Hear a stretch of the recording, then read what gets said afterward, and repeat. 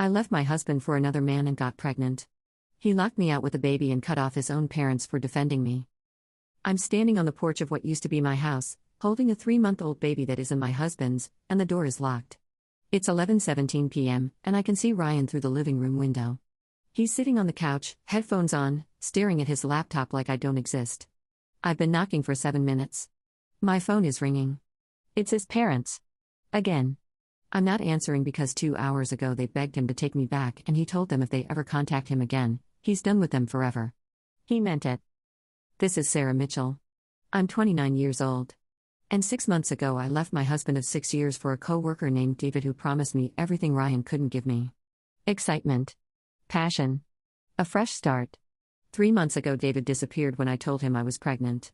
And tonight I came back to Ryan with another man's baby, asking for a second chance. His parents defended me. So he cut them off. Completely. And now the door is locked and I have nowhere to go. Let me tell you how I got here. Ryan and I met in college. Married at 23. He was stable. Reliable. Kind.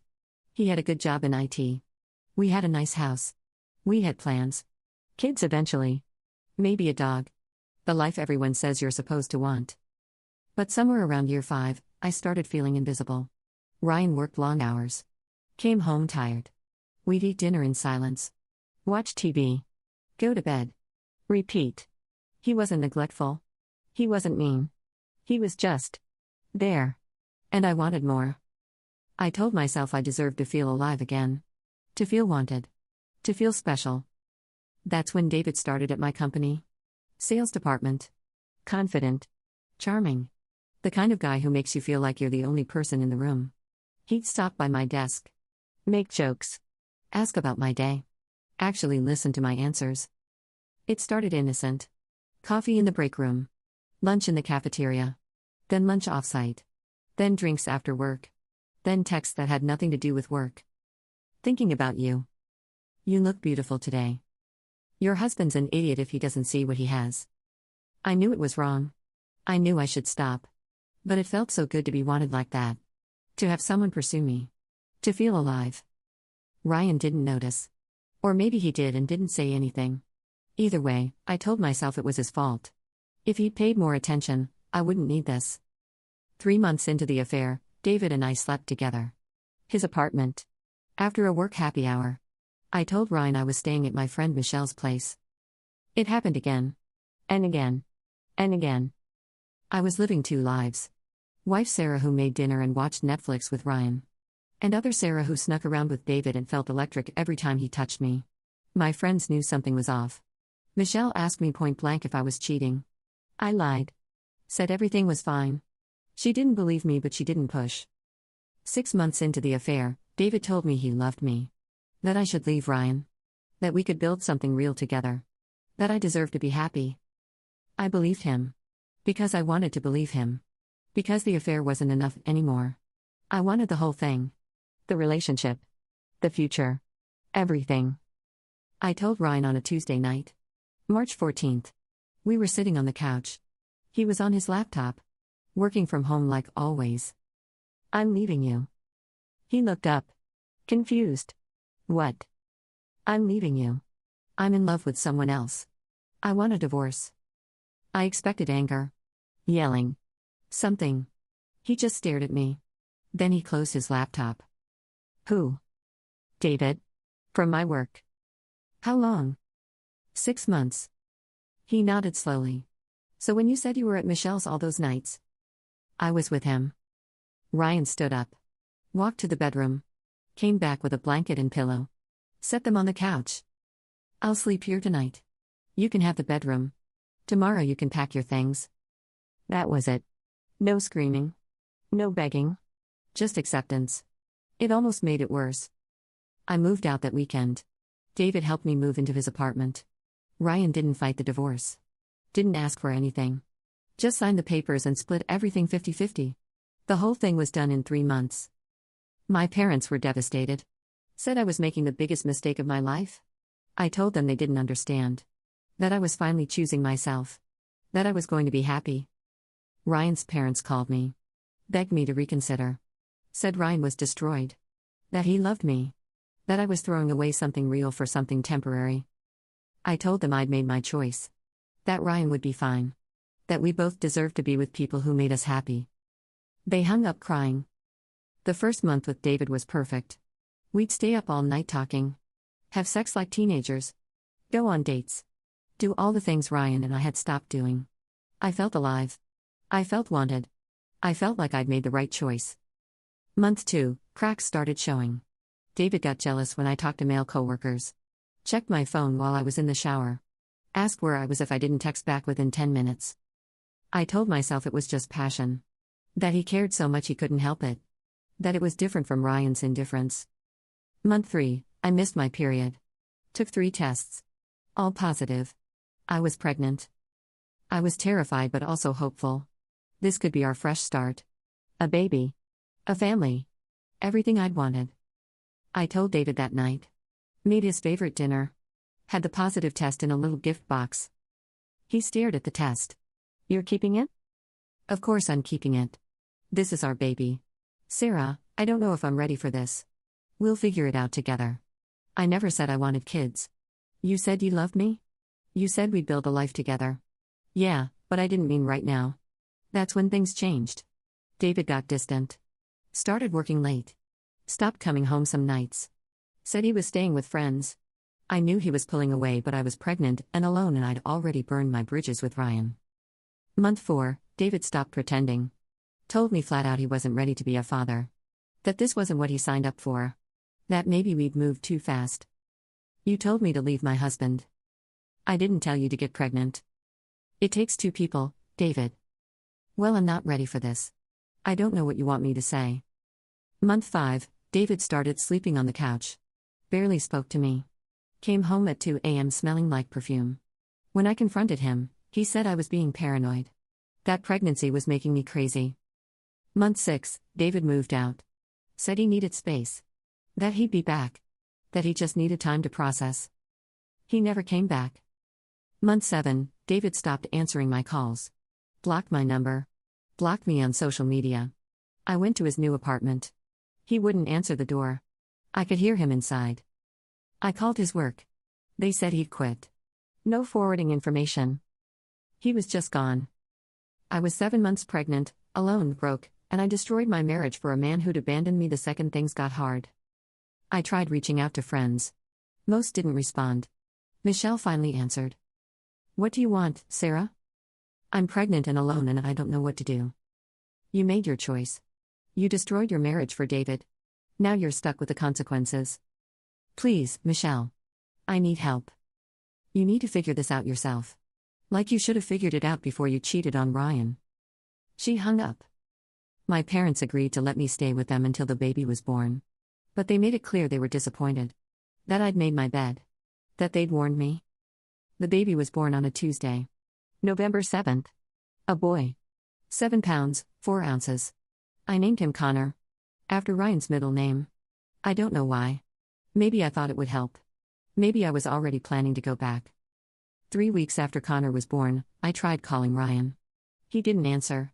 I texted. No response. I showed up at the house. He wasn't there. I called his parents. His mom answered. Sarah? Oh my God, Sarah, is that you? Hi, Mrs. Fletcher. I know you probably don't want to hear from me, but... Are you okay? We heard you had the baby. Congratulations. Thank you. I was hoping. Is Ryan there? Silence. Mrs. Fletcher? He's dating someone. Her name is Emma. She's very sweet. My stomach dropped. Oh. But he's not happy, Sarah. We can tell. He still loves you. If you came back, if you apologized, I think he'd forgive you. You really think so? I know so.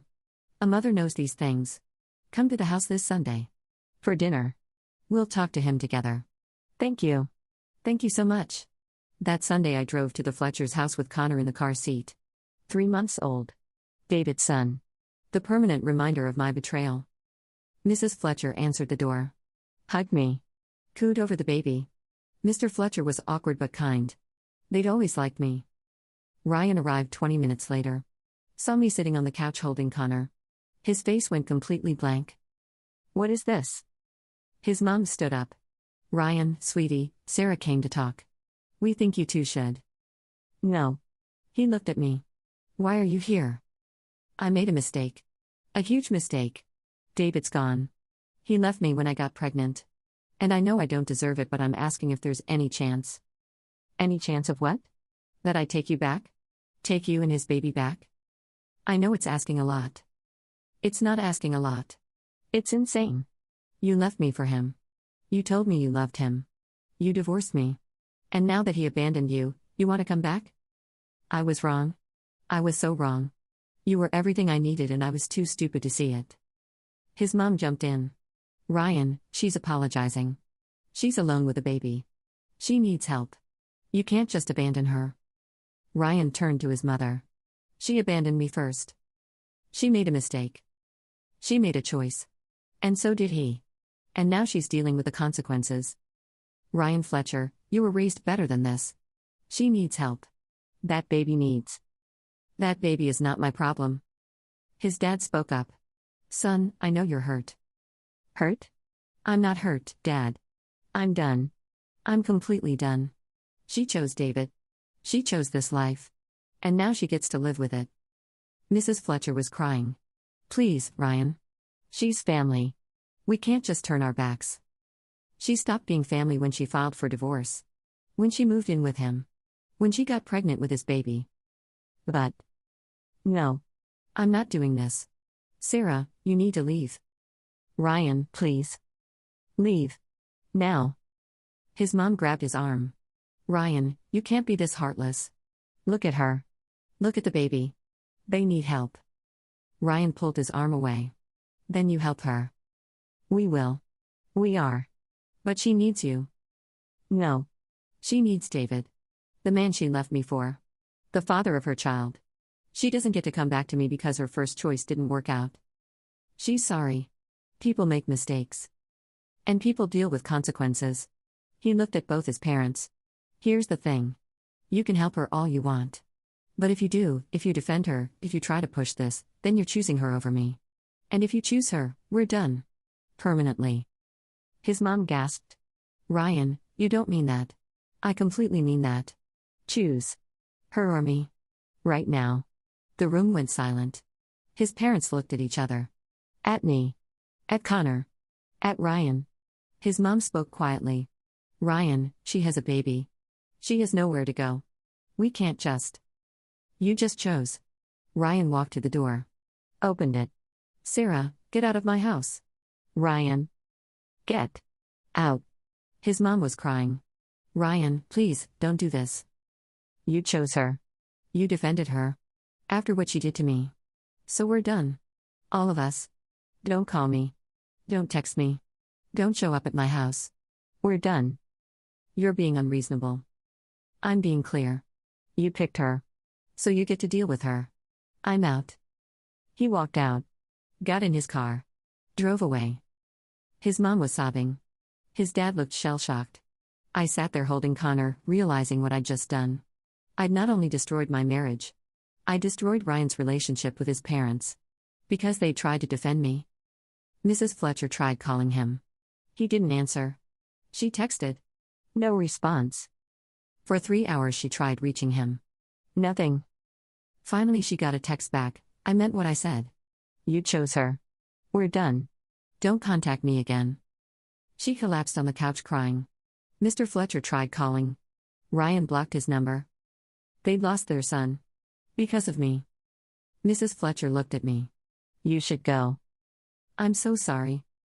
Just go, Sarah. Please just go. I drove to Ryan's house. His car was in the driveway. Lights on in the living room. I got out with Connor. Walked to the door. Knocked. Through the window I could see him. On the couch. Headphones on. Looking at his laptop. I knocked again. Harder? He glanced at the door. Looked right at me. Then looked back at his laptop. I knocked for 7 minutes straight. He never moved. My phone started ringing. Mrs. Fletcher. Over and over. I didn't answer. Because I knew what she'd say. That I destroyed everything. That I'd cost them their son. At 11:47 p.m. I gave up. Got back in my car. Connor was crying. I was crying. And I had nowhere to go. Because the man I'd left wouldn't take me back. The man I'd left him for had abandoned me. And the people who'd tried to defend me had lost their son because of it. I destroyed 3 families in 6 months. Mine, Ryan's, and now his parents. All because I'd wanted to feel alive. All because I'd convinced myself I deserved better. All because I'd believed David when he said we could build something real. And now I was alone with another man's baby, locked out of the house that used to be mine, watching through the window as my ex-husband built a life that didn't include me.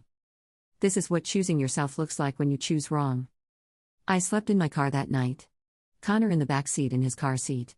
Me in the front seat reclined, trying to sleep between his crying and my own.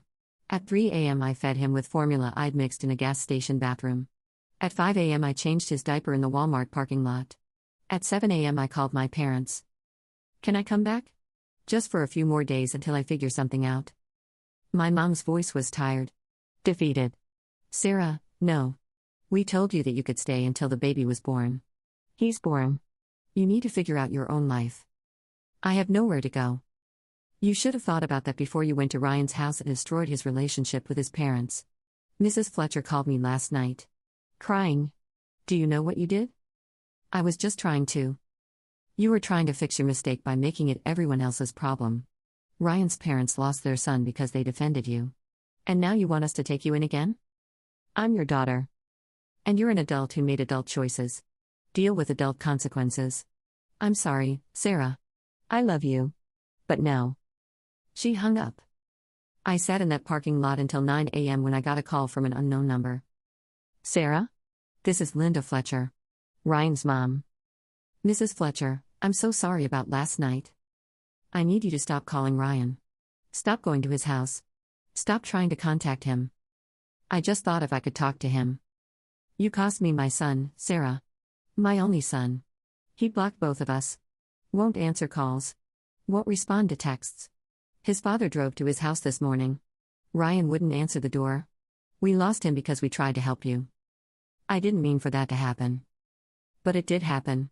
And now I need you to leave him alone. Leave us alone. We can't help you anymore. We can't afford to lose him permanently. But you said he still loved me? I was wrong. Or maybe I was right and you killed whatever was left. Either way, it's over. Stop trying. Stop showing up. Stop dragging us into your mess. She hung up. That's when it really hit me. Ryan wasn't coming back.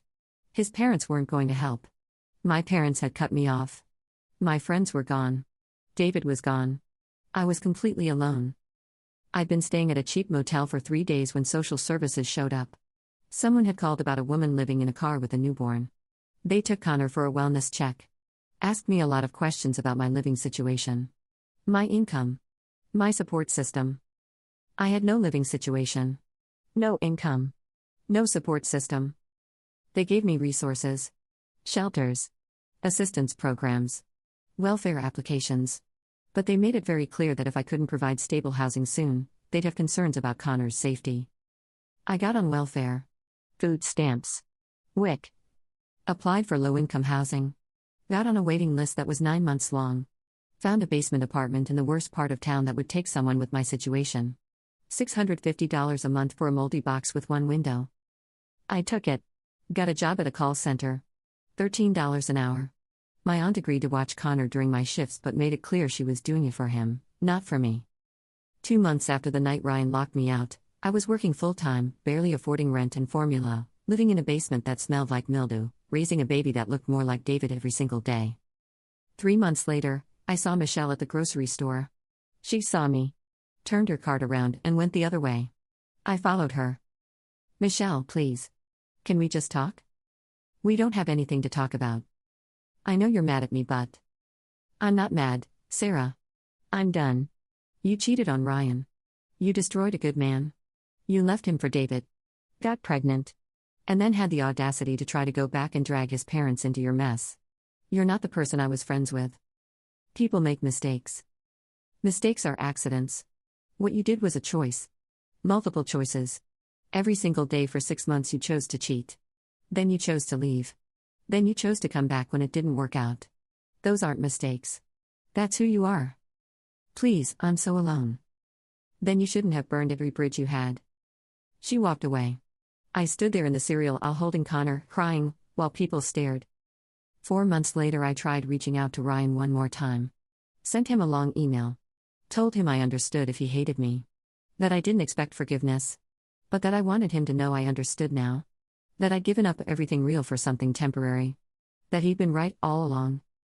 He responded in 4 words, "Do not contact me." 5 months later, I saw on Facebook that Ryan was engaged. To Emma. The girl he'd been dating. The post was full of comments. "Congratulations. She's so lucky. You two are perfect together." I looked at the photos. Ryan smiling. Actually smiling? Looking at Emma the way he used to look at me. Looking happy. Free. Like I'd never existed. I tried to feel angry. Tried to tell myself he'd moved on too fast. But I couldn't. Because he hadn't moved on too fast. I'd left him. I'd ended the marriage. I'd burned it down. He was allowed to be happy. He was allowed to build a new life. I was the one who wasn't allowed to move on. Because I had Connor. David's son. The permanent reminder of every terrible choice I'd made. 6 months later, I heard through the grapevine that Ryan's parents had tried reaching out to him one more time. He'd sent them a letter. Told them he loved them but couldn't have them in his life as long as they maintained any contact with me. That he needed them to respect his boundary. That if they couldn't, he understood, but their relationship was over. They chose him. Cut me off completely. I understood. Of course they chose their son. But it still hurt. 7 months later, David's mother contacted me. Said she'd heard about Connor. That David had told them he had a son but that the mother was unstable and wouldn't let him be involved. I laughed. Actually laughed. Is that what he told you? Well, isn't it true? David disappeared when I was 7 months pregnant. Blocked my number. Quit his job. I haven't heard from him in over a year. He abandoned his son before he was even born.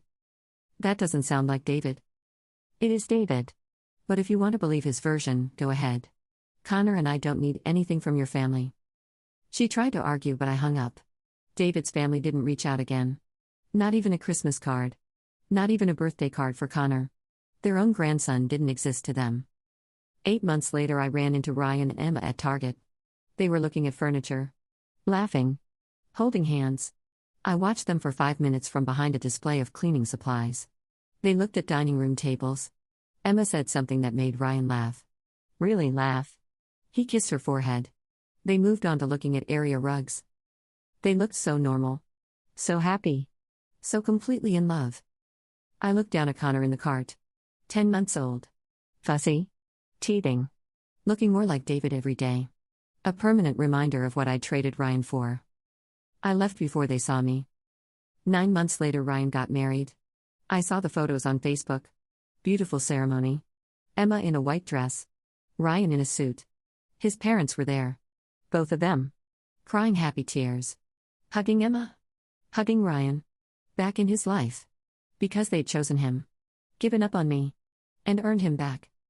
I wasn't invited. Obviously. But seeing those photos hurt more than the engagement had. Because they showed me exactly what I'd lost. A man who loved me. A family who would have been there. A life that was stable and good and real. I traded all of that for passion. For excitement. For feeling alive. And I'd gotten 6 months of happiness followed by years of consequences. Connor turned 1. I bought him a cake. My aunt came over for 10 minutes. Sang happy birthday. Left. No one else came. Because I had no one else. I posted a photo on Facebook. 1 comment. From a girl I'd barely known in high school. Cute. That night I looked through old photos on my phone. Me and Ryan on our wedding day. Me and Ryan on vacation in Mexico. Me and Ryan at his parents' house for Thanksgiving. Me and Ryan curled up on the couch watching movies. I deleted so many photos during the divorce. Trying to move on. Trying to convince myself I'd made the right choice. But I kept a few. And looking at them now, I saw what I'd been too stupid to see then. Ryan had loved me. Completely. Maybe he'd been boring. Maybe he'd worked too much. Maybe we'd fallen into a routine. But he'd been faithful. He'd been kind. He'd been planning a future with me. And I'd thrown it away because David made me feel alive for 6 months. Connor started talking. His first word was mama. Should have made me happy. Just made me sad. Because he'd never say dada. Because his father wanted nothing to do with him. Because I'd created a life with a man who'd abandoned us both. I tried dating. Created a profile on a dating app. Put recent photos. Mentioned I had a son. Got a few matches. Went on 2 dates. Both guys ghosted after I told them the full story. That I'd left my husband for someone else. That I'd gotten pregnant. That the father wanted nothing to do with us. One guy actually said, "Yeah, that's too much baggage." Sorry. He was right. It was too much baggage. I was too much baggage. I stopped trying to date. Focused on Connor. Tried to be a good mom. Tried to give him a stable life. But it was hard. So hard. Working full-time. Coming home exhausted. Feeding him. Bathing him. Putting him to bed. Then crying myself to sleep in a moldy basement apartment. This wasn't the life I'd imagined when I left Ryan. I'd imagined passion and excitement and being with someone who made me feel alive. I'd gotten 6 months of that. Then 15 months and counting of being completely alone with a baby who reminded me every day of the man who'd abandoned us. I saw Ryan's parents once at the pharmacy. His mom saw me. Looked away quickly. Pretended she didn't see me. I understood. They'd lost their son because of me. They'd gotten him back by cutting me off. They weren't going to risk that again. I wanted to tell them I was sorry. That I understood. That I didn't blame them. But I didn't. Just watch them pay for their prescriptions and leave. Together. Happy. Back in Ryan's life. While I was alone. Connor turned 2. I bought him a cake again. My aunt came over again. This time she brought her daughter. They stayed 20 minutes. Left. Connor was too young to understand he didn't have friends. Didn't have family. Didn't have anything but a mother who destroyed both their lives before he was even born. I worked. I paid bills. I took care of Connor. I existed. That was all I did anymore. Exist. No friends. No family. No relationship. No career. Just a job that paid enough to keep us in a moldy basement. Just a life that revolved around consequences. I saw Ryan one more time. At a park. He was with Emma and a little girl. Maybe 3 years old. Blonde pigtails. Pink dress. Laughing as Ryan pushed her on the swing. His daughter. He'd had a baby with Emma. They'd built the family he and I were supposed to build. I watched them from my car. Emma sitting on a bench. Ryan pushing the little girl. All 3 of them laughing. Looking so perfect. So happy. So completely unaffected by the fact that I existed. I'd been erased from his life. Replaced. Like I'd never mattered. Like 6 years of marriage had meant nothing. But that wasn't fair. Because I was the one who'd erased myself. I was the one who'd left. I was the one who'd chosen David over Ryan. I was the one who'd destroyed everything. Ryan had just moved on. Built something new. Found someone who wouldn't cheat on him. Wouldn't leave him. Wouldn't destroy him. He'd found someone better. Someone who deserved him. Someone who wasn't me. I drove home. Put Connor down for a nap. Sat in my kitchen looking at the photo on my phone. The one of Ryan and me on our wedding day. Both of us smiling. Young. In love. Planning forever. I destroyed forever in 6 months. For a man who'd promised me everything and given me nothing but a baby and trauma. This is my warning to anyone reading this. Anyone who thinks their marriage is boring. Anyone who thinks they deserve more. Anyone who thinks the grass might be greener. It's not. I left a good man who loved me for a man who wanted me. There's a difference. A huge difference. And I didn't see it until it was too late. Ryan loved me. Wanted a future with me. Would have grown old with me. Would have built a life with me. David wanted me? Past tense. Wanted me until I got pregnant. Wanted me until things got hard. Then he didn't want me anymore. And now I'm raising David's son alone while Ryan raises his daughter with Emma. And I know in my soul, that Emma will never cheat on him. Because she's not stupid like I was. She's not selfish like I was. She sees what she has. And she'll never trade it for 6 months of feeling alive.